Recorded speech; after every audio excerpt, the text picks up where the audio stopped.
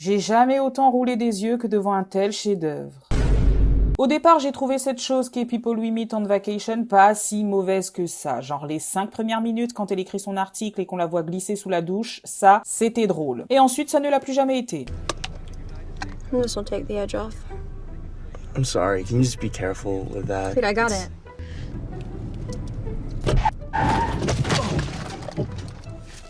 Non, vraiment jamais. Bring me home. Poppy, think about this for like 2 seconds. He's enormous. On pourrait croire à une imitation au rabais de The White Lotus pour les gamines de 10 ans. En parlant de The White Lotus... Okay. All about the money. The money, money. Money, money, money. Money, money, money, money, money. And if you have money...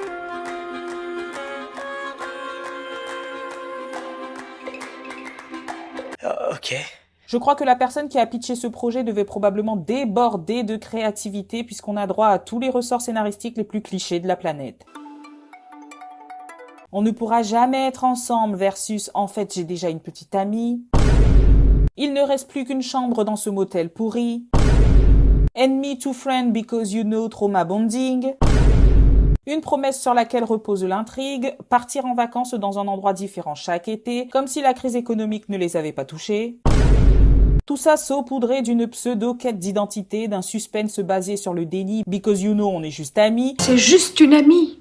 Laissez-moi mettre mes lunettes d'expert informaticien.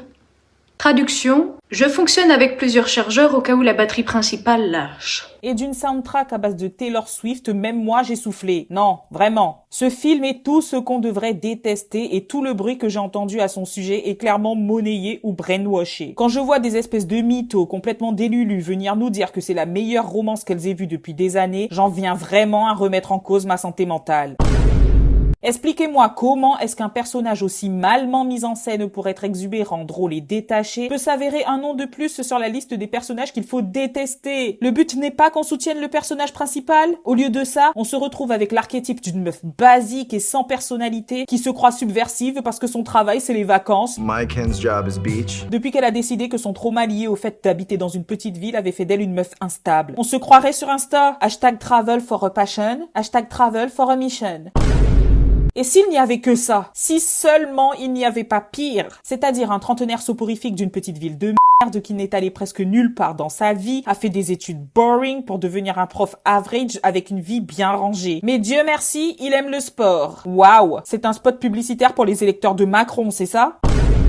Non, franchement, si vous voulez voir un film avec zéro émotion, zéro alchimie, zéro originalité, zéro relatable, zéro tension, allez-y. Mais il ne faudra pas compter sur moi pour dire du bien d'un produit où je peux voir un lambda faire semblant de savoir danser en faisant le robot ou le serpent. J'ai eu ma dose de soirée étudiante.